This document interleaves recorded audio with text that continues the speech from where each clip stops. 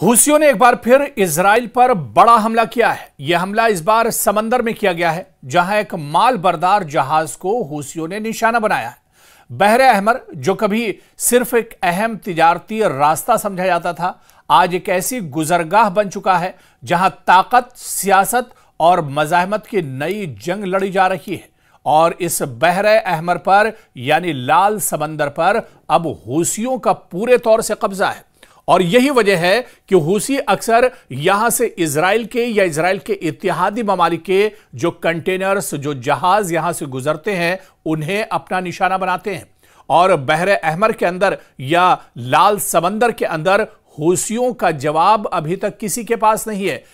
Israel भी पस्त है, अमेरिका भी पस्त है, और कोई इन्हें खत्म नहीं कर पा रहा है। और एक बार फिर आप देखिए, और ये 2 सितंबर 2025 यानी एक तरह से एक दिन पहले की ही ये वारदात है जब ये बड़ा हमला हूसियों ने किया है। और इस बार आप देखिए कि समंदर के अंदर निशाना बनाया है। आपको याद होगा कि कुछ दिन पहले ही हूसियों ने खबरदार किया था इजराइल को कि इजराइल समंदर में अपना रास्ता बदल दे। इजराइल अगर बहरे अहमर से गुजरता है तो उसे इसकी कीमत चुकानी पड़ेगी। बल्कि हूसियों ने यहां तक कहा था कि सिर्फ इजराइल नहीं, अगर इजराइल का कोई इत्तेहादी मुल्क भी उसका जहाज अगर यहां से गुजरता है तो उसे भी नहीं बख्शा जाएगा।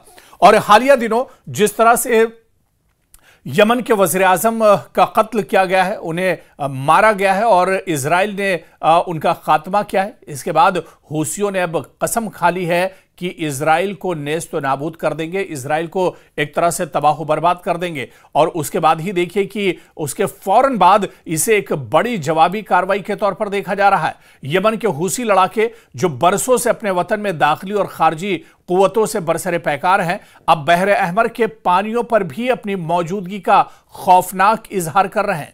यह सिर्फ एक इलाकाई मसला नहीं, हूसियों के हमले अब बैनुल-अक़वामी बहरी ट्रैफिक, तवानाई की तरसील और खासकर इजराइल के लिए बड़ा चैलेंज बन गया है। बहरे अहमर एक नया जंगी महाज बन गया है जहां इजराइल या इसके इत्तेहादियों के लिए बड़ी मुश्किल खड़ी हो गई है। हूसी ग्रुप ने बाकायदा दावा किया है कि उन्होंने शुमाली बहरे अहमर में एक बहरी जहाज को 2 ड्रोन्स और एक मिसाइल के जरिए निशाना बनाया है, क्योंकि उनके बकौल वो जहाज इजराइल से मुंसलिक था, यानी इजराइल के लिए यह जहाज सामान लेकर जा रहा था। और इसी जहाज को 2 ड्रोन्स और एक मिसाइल के जरिए से समंदर के अंदर ही निशाना बनाया गया है।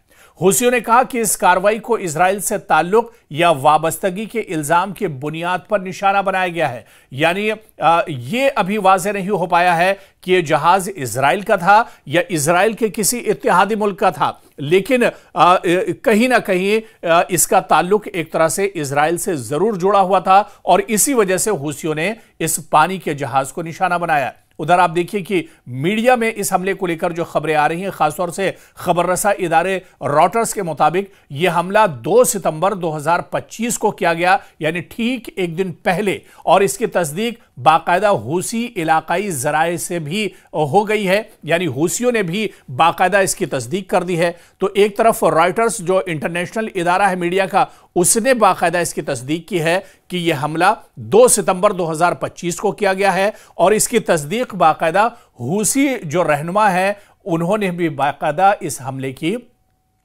जो जानकारी है उसकी तस्दीक कर दी है। और वहीं पर एसोसिएटेड प्रेस ने रिपोर्ट किया है कि इस कार्रवाई के दौरान हमला एक तेल बरदार टैंकर पर किया गया। देखिए, ये जहाज दरअसल एक टैंकर था, ये तेल लेकर, पेट्रोल और डीजल लेकर दरअसल ये इजराइल की तरफ बढ़ रहा था, और इसी जहाज को हूसियों ने अपना निशाना बनाया है और इस पर कार्रवाई की है। 2 ड्रोन्स मारे हैं और इसके अलावा एक मिसाइल से भी हमला किया गया है, लेकिन इस टैंकर को बहुत ज्यादा नुकसान नहीं पहुंचा और वो एक तरह से महफूज रहा है।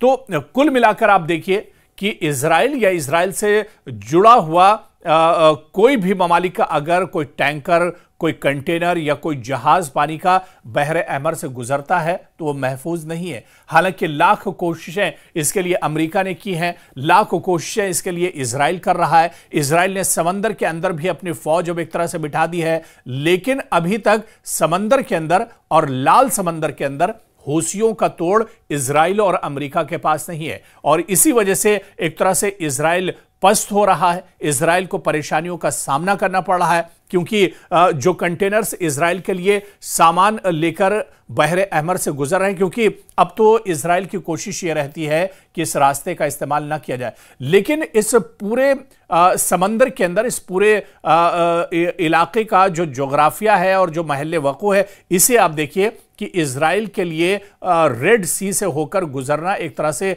नागुज़ीर हो जाता है। रेड सी से होकर अगर इजराइल नहीं गुजरता है तो उसे बहुत लंबे रास्ते का फिर सफर तय करना पड़ता है, बहुत परेशानियां होती हैं और उसमें बहुत वक्त लगता है। और ऐसे में जो शॉर्ट रास्ता है वो बहरे अहमर है, लेकिन अब रेड सी पर और बहरे अहमर पर हूसियों का कब्जा है और हूसी अगर यह शक हो जाता है कि गुजरने वाला जो पानी का जहाज है, जो कंटेनर है, ये इजराइल का है या इजराइल के किसी इत्तेहादी मुल्क का है, तो उसे ये एक तरह से अपना निशाना बनाते हैं। और इससे पहले कई बार इस तरह के हमले हूसी कर चुके हैं। कई कंटेनर्स को, कई टैंकर्स को और कई पानी के जहाज जो इजराइल से मुतालिक थे, उन्हें हूसियों ने समंदर में ही तबाह कर दिया है।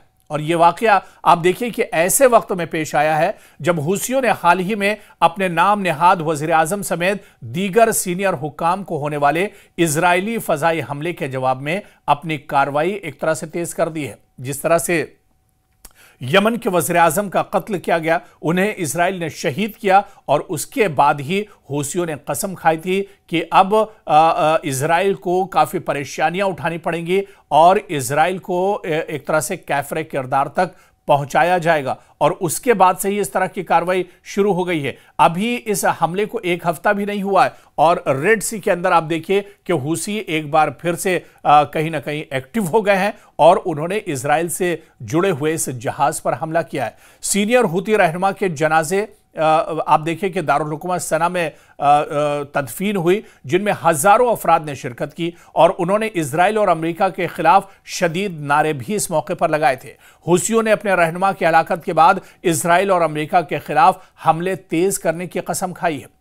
और इससे पहले भी आप देखिए कि रेड सी के अंदर जो हूसी है या इसके अलावा अगर इजराइल पर हूसियों के हमले की बात करें तो कई ऐसे बड़े हमले हूसियों ने अंजाम दिए हैं जिससे इजराइल परेशान रहता है, जिससे बिन्यामिन नेतन्याहू कहीं ना कहीं परेशान रहते हैं। साल 2023 में 19 अक्टूबर को आप देखिए कि हूसियों ने यमन से इजराइल की जानिब चंद जमीन पर हमला किया और मिसाइल और ड्रोन दागे, जिन्हें अमरीकी जंगी बेड़े USS कार्ने ने एक तरह से रोक लिया था, वरना इजराइल में काफी ज्यादा नुकसान होता।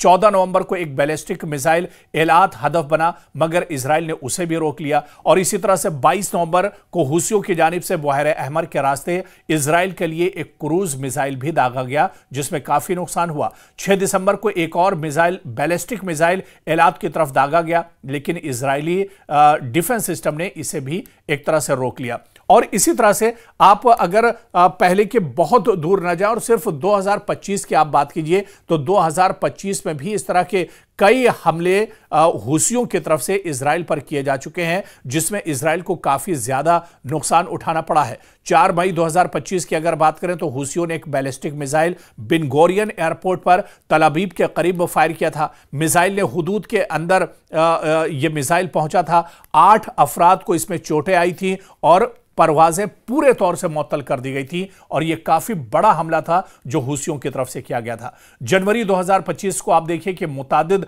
हमले रिपोर्ट हुए। बैलिस्टिक मिसाइल, ड्रोन्स और क्रूज मिसाइल के जरिए इजराइल और बहरी जहाजों को हूसियों ने निशाना बनाया था। तो आप देखिए कि इस तरह के हमले इससे पहले भी एक तरह से हूसियों की तरफ से होते रहे और हूसी कहीं ना कहीं पहले के मुकाबले में अब बहुत ज्यादा मजबूत हो गए और यही वजह है कि अब सिर्फ उनके जो रॉकेट्स थे या जो ड्रोन्स थे, अब इससे कहीं ज्यादा आगे हूसी बढ़ चुके हैं। अब हूसियों के पास बैलिस्टिक मिसाइल भी हैं, लेटेस्ट ड्रोन भी हैं, क्रूज मिसाइल का इस्तेमाल भी करते हैं और यहां तक की जो खबर आई थी कि ये हाइपरसोनिक सिस्टम्स और जो मिसाइल हैं इसका इस्तेमाल भी करते हैं और बेशतर हमले इजराइल के अलग अलग जो इलाके हैं वहां पर ये हमले किए जाते हैं। बिन गोरियन एयरपोर्ट को तो कई बार हूसी अपना एक तरह से निशाना बना चुके हैं। तो हूसियों का मौक़िफ़ है कि उनकी ये कार्रवाइयां फिलिस्तीन और गजा की हिमायत में है और वो इजराइल के खिलाफ अपनी मज़ाहमत जारी रखेंगे जब तक कि गजा पर हमले खत्म नहीं होते। इसी दौरान इजराइल मुसलसल हवाबाजाना और समुद्री जवाबी कार्रवाइयां कर रहा है, चाहे वो हवा से हो या समंदर के जरिए हो। लेकिन इजराइल के इस कार्रवाई के बाद भी हूसी बाज नहीं आ रहे हैं और जिस तरह से यमन के वज़ीर आज़म का कत्ल किया गया है उसके बाद से हूसियों में और ज्यादा नाराजगी है। यानी आने वाले दिनों में मशरिक़ वुस्ता में इजराइल पर हूसियों के और भी बड़े हमले हो सकते हैं।